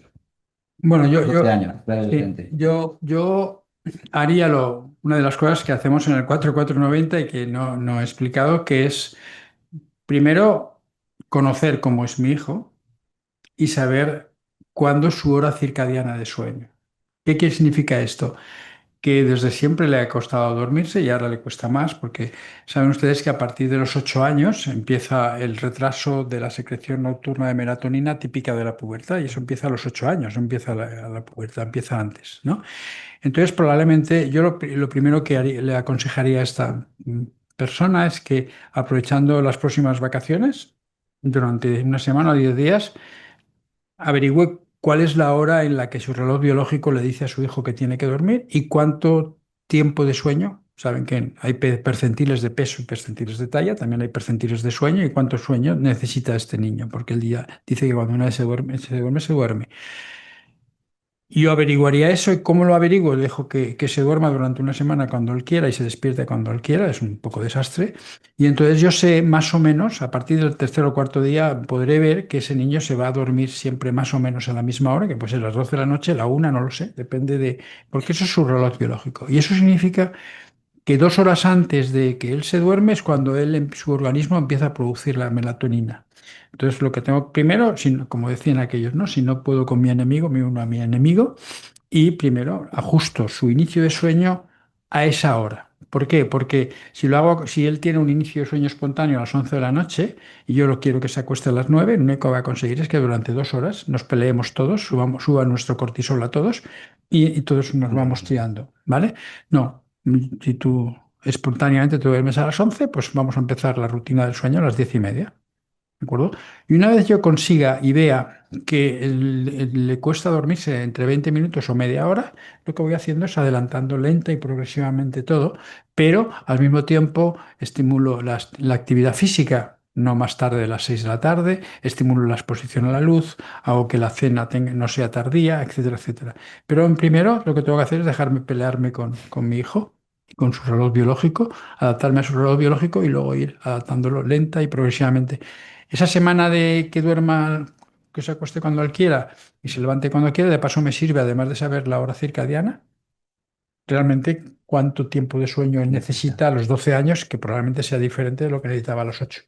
Entonces, insisto, yo le aconsejaría primero, conozco a mi hijo, me adapto a cómo es mi hijo y luego, porque no somos agricultores, sino que tenemos que levantarnos a determinada hora, lo intento hacer progresivamente y eso yo aprovecharía dentro de nada las vacaciones escolares. Gracias, Gonzalo. No sé si hay alguna pregunta más aquí. No, no hay ninguna más pregunta más. Pasamos si os parece, a la colaboración. Si no estoy equivocado, toca esto. La siguiente de nuestras participantes, de nuestras ponentes, es la doctora Mila Merino. Ella es neurofisióloga, coordinadora de la Unidad Pediátrica de Trastornos del Sueño del Servicio de Neurología del Hospital de la Paz de Madrid. Como os digo, es una referente en sueño en general, pero también en sueño pediátrico. Y además ha sido la presidenta de la Sociedad Española de Sueño del 2021 al 2025. Y lo que le he pedido, y de manera muy amable, no solo es autora también de una parte de la guía, sino que además muy amablemente ha querido colaborar hoy con nosotros explicándonos un poco qué es lo que se encontró cuando llegó a la presidencia de la Sociedad Española de Sueño, qué pudo o qué identificó como cosas para cambiar y qué cree que se ha dejado en el tintero y que le tocará a la doctora Ainhoa, que luego también hablará, para seguir en ese trabajo de mejorar el sueño en general y específicamente el sueño pediátrico. Hola, Mila. Hola, buenas tardes. ¿Se me oye? Se te oye muy bien, lo que no te vemos. Sí, sí, es que vengo del gimnasio y no quería tampoco, no sé si me daba tiempo a pasar antes a ducharme. Entonces, bueno, deprisa, muchísimas gracias por invitarme, por organizar esta jornada y la presentación de la guía Faros. Respecto a la pregunta el planteamiento era ¿dónde estamos? Pues siempre nos quejaremos de que hace falta más reconocimiento de la importancia del sueño en la salud no solo mental y el bienestar mental, sino también en la salud física. Y sobre todo cuando nos quejamos mucho más los que hacemos medicina de sueño pediátrica, porque va siempre a rebufo por detrás. Lo que sí es verdad es que los que tenemos más años, si miramos hacia atrás, si miramos hace 20 o 30 años, no tiene nada que ver. Ahora hay presencia del sueño infantil en congreso respiratorio infantil. Ahora se habla, se trata. Cada vez hay más presencia en los medios. Y digamos que todo este camino, bueno, pues sí, queda mucho más, quedan retos, queda mucho camino por recorrer. Da un reconocimiento oficial. Hay infinidad de cursos, hay infinidad de máster, pero necesitamos que se nos reconozca como una subespecialidad de expertos en sueño. Y dentro de esta, pues cada vez más tenemos que atraer a gente hacia el sueño pediátrico. Hay grupos de sueño en sociedades científicas pediátricas y hay un grupo pediátrico en la Sociedad Española de Sueño y todos conjuntamente trabajamos por digamos, por la promoción, el desarrollo y el reconocimiento de la importancia del sueño en los niños, en el neurodesarrollo y en otras muchas áreas de la salud, como puede ser a nivel endocrino, a nivel psiquiátrico y a nivel inmunológico. Así que nada, espero que al frente de la SES de la Sociedad Española de Sueño queda Ainhoa Álvarez y queda mucho camino, pero ahora quien dirige la nave es ella. Así que nada, muchas gracias a vosotros que habéis organizado la guía Faros y muchas gracias a todo el mundo que está asistiendo a esta reunión.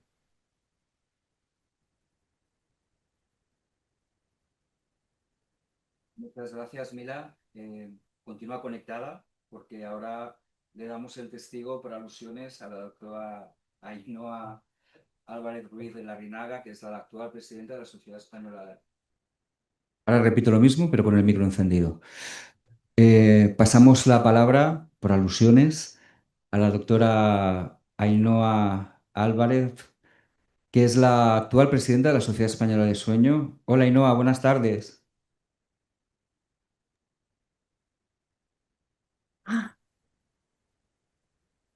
Hola, te vemos, pero no te Hola, oímos. Ahora que no sí. me dejaban encender el micro.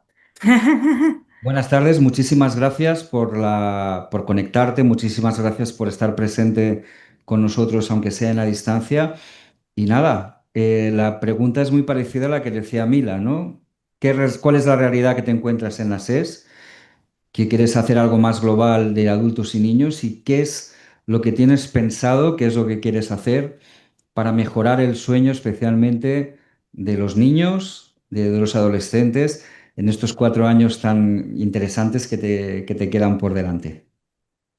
Pues muchas gracias por la invitación, Óscar. La verdad es que, eh, como decía Mila, realmente la medicina del sueño pediátrica, ¿no? Pues ha cambiado mucho, ¿no? En los últimos años, gracias, pues eso, a otras juntas, ¿no? Que no solamente somos los presidentes, sino toda la junta, gracias a profesionales como vosotros, ¿no? Que estáis dando al final, ¿no? Conocimiento del sueño. Pero claro, queda por hacer, ¿no? Por un lado, menos mal, porque si no ya me iría a mi casa, pero por otro lado, es una pena que todavía nos quede tanto por hacer. Yo creo que también el sueño en los niños es un sueño muy nuevo, muy reciente, muy de pocos años, ¿no? En medicina, ya no estamos hablando de 50, 40, 50 años, en medicina eso es poquísimo, ¿no? Y nos queda mucho, mucho, mucho por aprender. Entonces me planteo dos cosas como retos de cara a la Sociedad Española de Sueño, como presidenta que soy ya, pues me planteo como dos partes importantes. Por un lado, el sueño en la población general, ¿no? Infantil, ¿no? Que tenemos que educar en el sueño. Creo que tenemos que ir, que esto lo sabe muy bien Gonzalo Pin, tenemos que ir a los colegios y tenemos que educar a los padres y educar a los educadores y educar a los niños, ¿no? Porque si transmitimos que el sueño es una herramienta de salud física y mental, le vamos a priorizar, ¿no? Porque yo creo que una de las cosas que nos ocurren es que no priorizamos el sueño, ¿no? Como sociedad. Entonces, primero, creo que una de las cosas que tenemos que tener en cuenta en la Sociedad Española del Sueño es que hay un trabajo por hacer de cultura del sueño. Y por otro lado, también tenemos ahí que luchar un poco, que esto va a ser con más difícil, pero bueno, hay que intentarlo, que es cambiar los horarios escolares, ¿no? Sobre todo de nuestros pobres adolescentes, que tantos privados de sueños van al cole, y yo creo que ahí se están intentando, pues, promover políticas, ¿no? De que se cuiden el sueño, y bueno, no sé si en estos 4 años lo conseguiremos, pero por lo menos lo vamos a intentar, eso tenerlo claro. Y luego el otro punto que quería transmitiros es que realmente hay muchos niños que padecen trastornos del sueño. Mucho más, como habéis comentado bien esta tarde, mucho más niños de los que realmente parecen, ¿no? Que entonces tenemos también que trabajar en las enfermedades del sueño. Igual aquí se ha hablado más del insomnio, pero hay muchas enfermedades del sueño, por ejemplo, como la narcolepsia en los niños, que está muchas veces infradiagnosticada, la apnea del sueño, que igual está más conocida, pero todavía se dice, bueno, pues ya crecerá, ¿no? Y ya. Entonces, hay muchas enfermedades en las que tenemos que darle ahí su espacio, ¿no?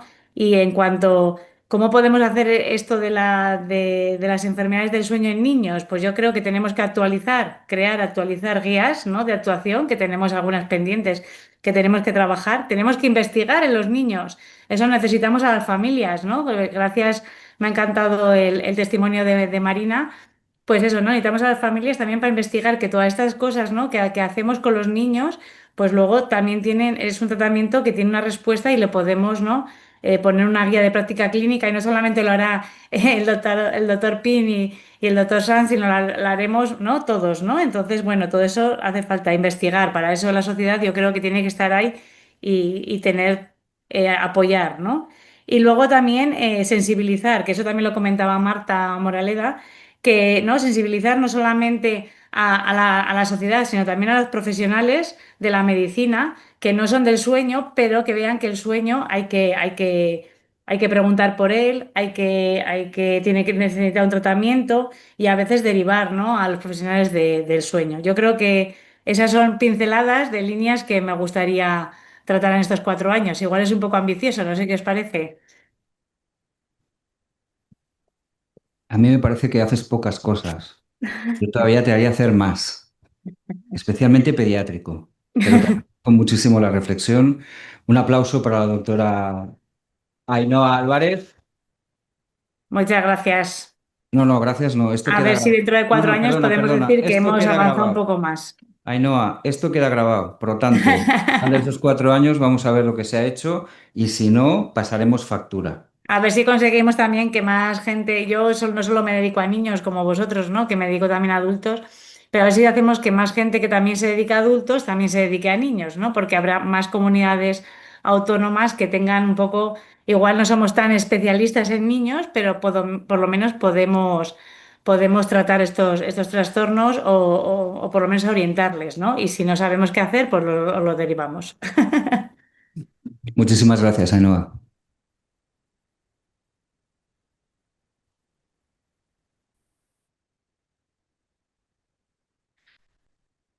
La última de nuestras ponentes es Nuria Couto. Nuria es compañera, es una enfermera pediátrica, es la enfermera de la unidad de sueño. Nuria es una entusiasta de esto.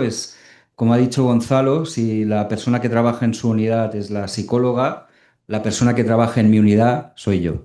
Bien, no, en serio. Nuria es una persona, como os digo, es una entusiasta del sueño, tira de mí muchísimo para hacer muchísimas cosas y quiero agradecerle todo lo que ha hecho, quiero agradecerle todo lo que va a tener que hacer.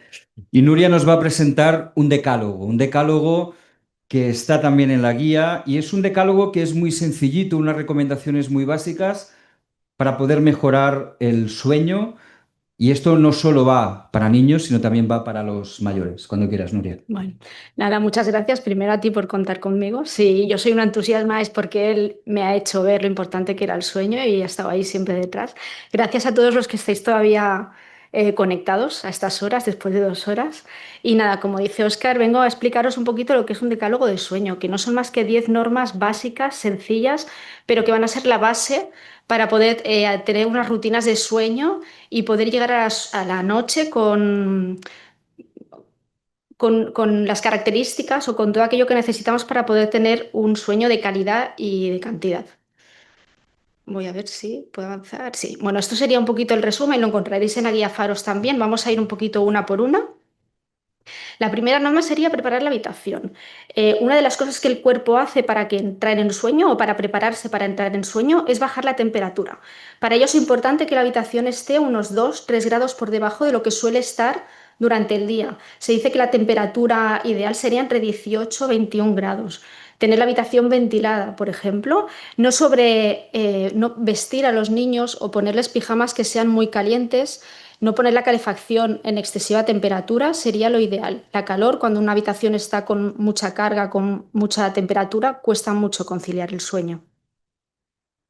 La segunda sería evitar el uso de pantallas en la cama. Las pantallas, las tablets, las televisiones, todo esto emite una luz azul que lo que hace es inhibir la secreción de la melatonina. Por lo tanto, hemos de intentar que por lo menos 2 horas antes de iniciar el sueño no utilicemos pantallas, móviles, televisores. Estamos en una sociedad en la que los adolescentes muchas veces utilizan todos estos mecanismos, sobre todo para estudiar, porque tienen que estudiar más cuando llega la noche. Entonces, si es imprescindible ya de hacerlo, existen mecanismos hoy en día que lo que hacen es inhibir esa luz azul y transformarla en luz amarilla. Se llama el método, el modo lectura o el Sweet Night, creo que se llama, en algunos sitios. Y una vez se metan en la cama, hemos de intentar sacar todos esos aparatos de la cama. El doctor Pine esta mañana decía que los adolescentes suelen recibir una media de 3 WhatsApps durante la noche o hasta que se duermen, y todo esto hace que ellos estén mucho más conectados. Hemos de elegir un colchón y una almohada con firmeza adecuada. El colchón no debe de ser ni muy blando ni muy duro, sino que debe de ser firme. Si puede ser con tejidos hipoalergénicos. La almohada, es recomendable que hasta los 2 años no utilicen almohadas. Pensemos que son estructuras muy frágiles que no son, que pueden impedir que se desarrolle bien todo lo que es el cuello y la espalda.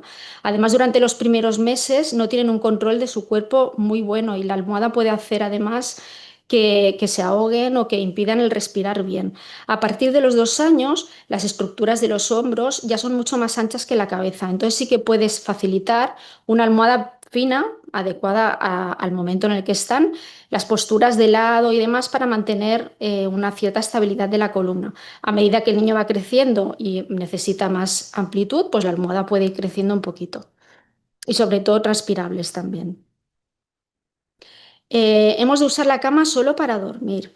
No hemos de permitir que los niños utilicen la cama para jugar, por ejemplo.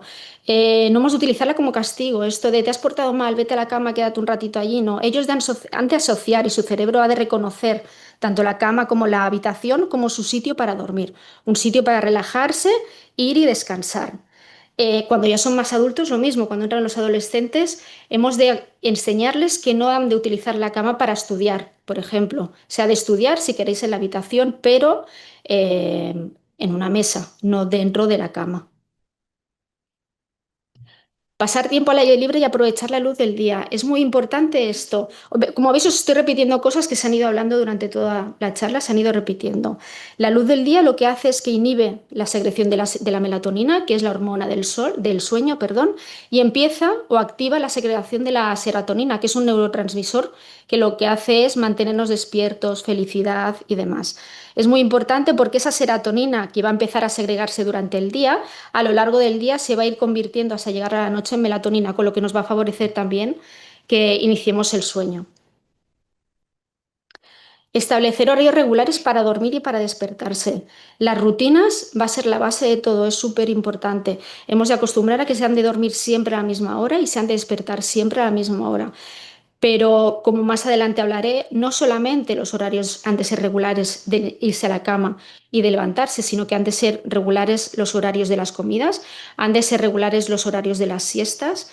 Hemos de intentar que sean regulares los horarios también de la actividad. Hemos de mantener unas rutinas. Las rutinas van a ser la base del inicio del sueño más adelante.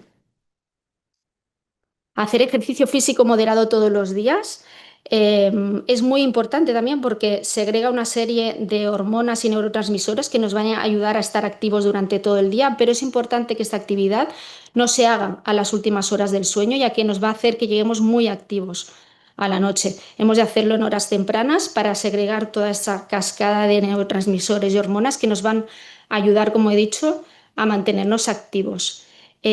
Volvemos otra vez, estamos en un momento en el que los adolescentes hacen mucho deporte, que lo tienen que hacer y está muy bien, pero lo hacen a última hora de la noche o de la tarde, pues porque son los mayores, los pequeños hacen deporte a primera hora de la tarde y a medida que van creciendo van retrasando las horas de los entrenos.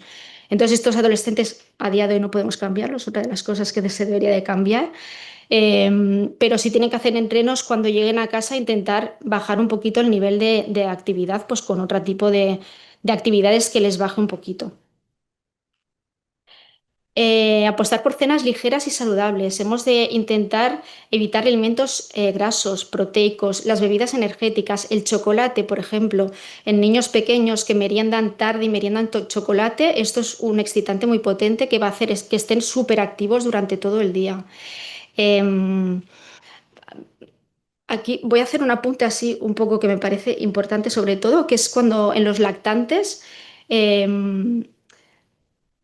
creo que tienen que diferenciar muy bien lo que son, por ejemplo, el pecho a demanda, lo que es el pecho alimenticio o con lo que es el biberón de alimenticio, el que necesitan, de lo que es el biberón de calmar, ¿no? Lo que es calmar. Si nosotros estamos dando biberón continuamente durante toda la noche al niño, que no es porque lo necesite, porque necesita alimentarse, porque ha estado comiendo bien durante todo el día, sino que es una forma de calmar, ese estómago está también todo el día, toda la noche trabajando y va a hacer que no duerman bien, precisamente por eso, porque están haciendo digestiones continuamente. Además, cuando llega la introducción de los cereales, por ejemplo, está muy bien que introduzcamos los cereales, pero hemos de hacerlo un poco con cautela, ¿no? Porque muchas veces introducimos tantos cereales pensando que vamos a mantener el sueño un poco más estable y más ligero, y lo que estamos haciendo son digestiones muy pesadas. Entonces, pues esto, cenas ligeras, saludables y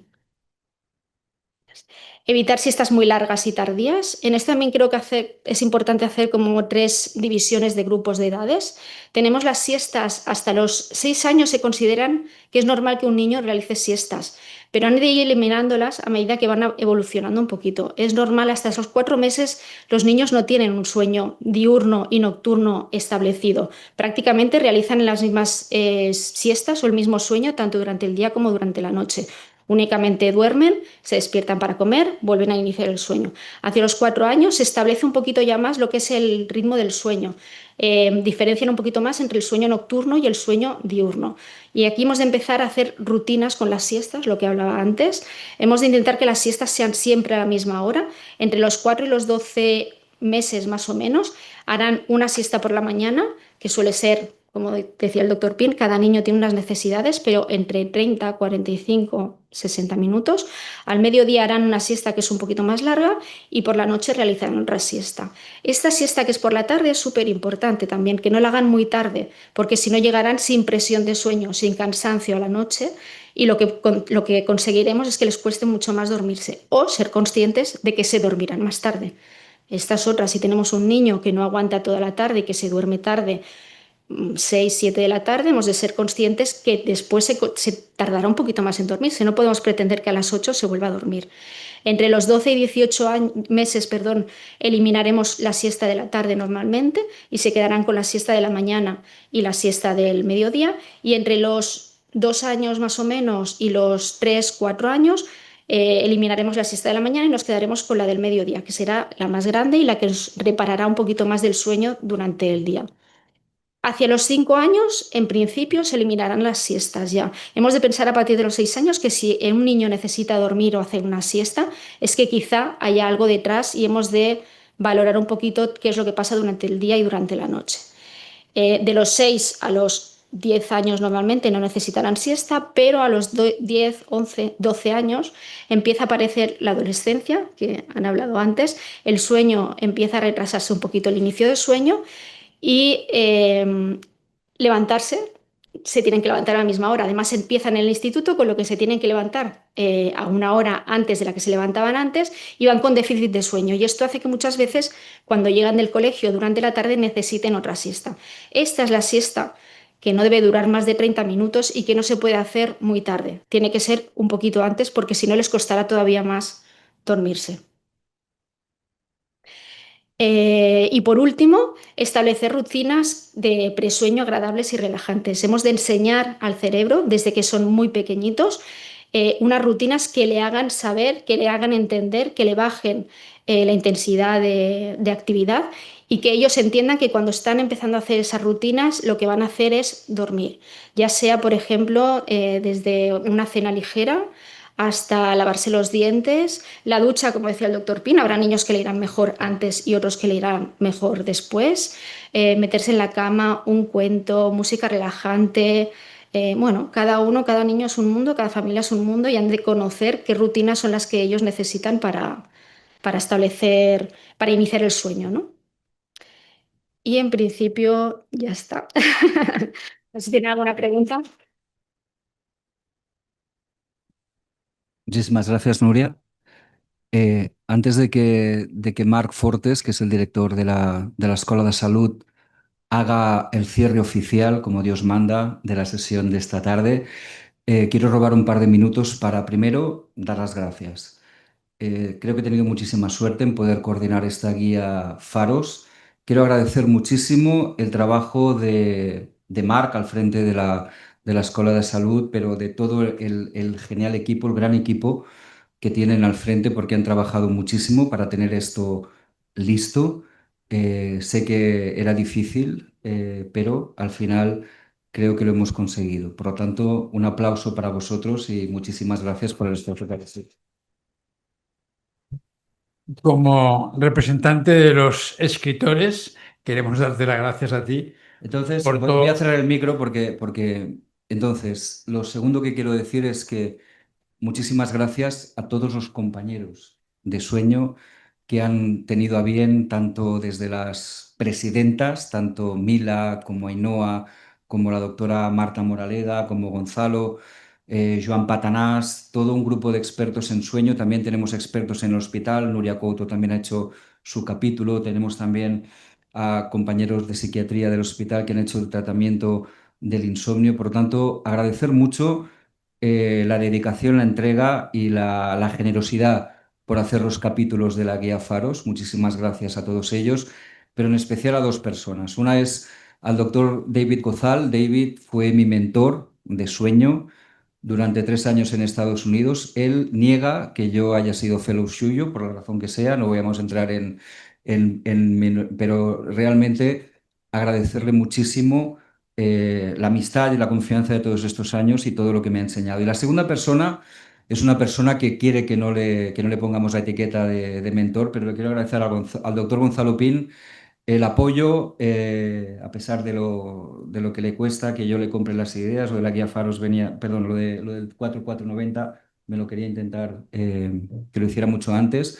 Al final hice caso. Me ha enseñado muchísimas cosas. Gonzalo, a pesar de que no quiere esa etiqueta de que es un mentor, es una de las personas que más sabe de sueño infantil en nuestro país. Y quiero agradecerle específicamente tanto a él como al doctor Gozal su predisposición y su generosidad para enseñar no solo a mí, sino a muchos otros fellows y personas que han estado con ellos.